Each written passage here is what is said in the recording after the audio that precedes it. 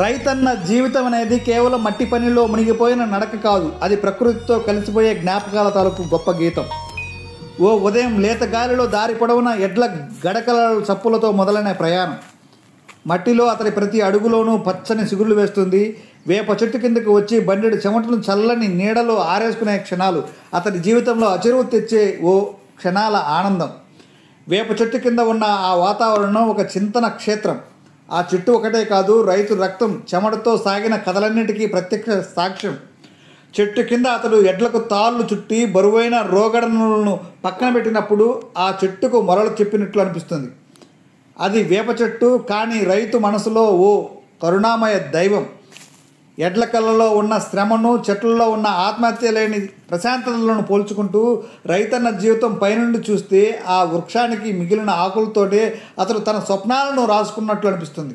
ఒక రైతు పొలంలో పండే అన్నము, వేప చెట్టు కింద అతడి చిన్నపాటి విశ్రాంతి మిగిలిన వాళ్ళకు గొప్ప విందు. వేప చెట్టు కింద బోలెడు జ్ఞాపకాలు ఉంటాయి. కష్టాల మాటున పులకరించిపోయిన కథలు, చిరునవ్వులో దాగిన దుర్భర సమయాలు, చెట్టు కింద కలిసే మిత్రులతో సాగే కబుర్లు, ఎడ్లకు ప్రేమతో చెప్పే గోడ్లు లాంటి మాటలు, అప్పుడప్పుడు ప్రకృతితో గొడవలు కూడా. వేప చెట్టు ఆ మిత్రుల బంధానికి సాక్ష్యం. చెట్టు కింద ఒకసారి కూర్చుని ఊరేసుకున్న రైతు మనస్సు ఆ క్షణంలో రోజుగడ బాధల్ని దూరం చేస్తుంది. వేప చెట్టు అతనికి ఆత్మ విశ్రాంతి అనే పాట రాసి ఇస్తుంది. ఆ వేప చెట్టు కింద ఆ రైతు నిలబడి తన ఎడ్లను చూసుకుంటూ గాల్లో చెమట గులికలను రాసిన ఆ మాటలలో అనిపిస్తుంది. ప్రకృతి నాకు పొలం, చెట్టు నాకు దేవాలయం, ఎడ్లు నా దైవాలు, నా కష్టం మీ విందు. రైతన్న జీవితం స్వచ్ఛమైన మట్టి వాసనతో నిండి ప్రకృతిని ఆరాధించే ఓ మనో విభావం. అతడు ప్రతి ఉదయం తొలి కిరణాలతో పచ్చడి పొలాల మధ్య మొదలవుతుంది. జీవనాధారం అనిపించే ఆ కడలి మట్టి అతడికి దేవాలయం. వేప చెట్టు నీడన సేదదీర రైతన్న జీవితంలో ఓ చైతన్యం దాగి ఉంటుంది.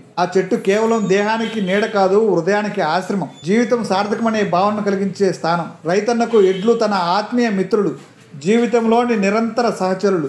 కష్టాలే అన్నింటినీ ఎదుర్కొంటూ వీరి సహచర్యంతో అతడు తన కళలను పండిస్తాడు. చెట్లకు తాళ్లు బిగించి తన పనిముట్లు అక్కడే ఉంచి బరువైన జీవితానికి కొద్దిసేపు విశ్రాంతి ఇవ్వడం రైతన్నకు ఆనందమనే వేదిక. ఆ వేప చెట్టు కింద ఊపిరి తీసుకుంటూ తన స్వప్నాలను గాలిలో కలిపే రైతన్నకు ప్రకృతి తన సొంతమని అనిపిస్తుంది. అన్నం పండించే వాడి చేతులే దేవుడి చేతులనే భావన అతనికి గర్వంగా నిలుపుతుంది. అతని కష్టం మట్టి గుండెల్లో కదిలే గుండె చప్పుళ్ళ శ్రమను సారథిగా మార్చి దేశానికి జీవనాధారం అందిస్తుంది.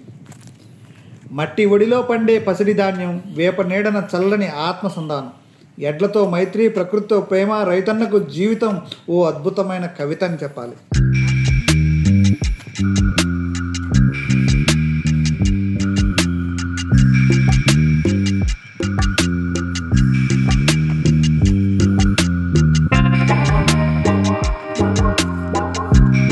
ఈ వీడియో మీకు నచ్చినట్లయితే లైక్ చేయండి, షేర్ చేయండి. అలాగే దేశానికి ఆహారాన్ని అందించే రైతన్న జీవితాన్ని ఆవిష్కరించే రైతు యూట్యూబ్ ఛానల్ని సబ్స్క్రైబ్ చేసి పక్కనే ఉన్న బెల్ ఐకాన్ని యాక్టివేట్ చేయండి. Thank you very much. Have a nice day.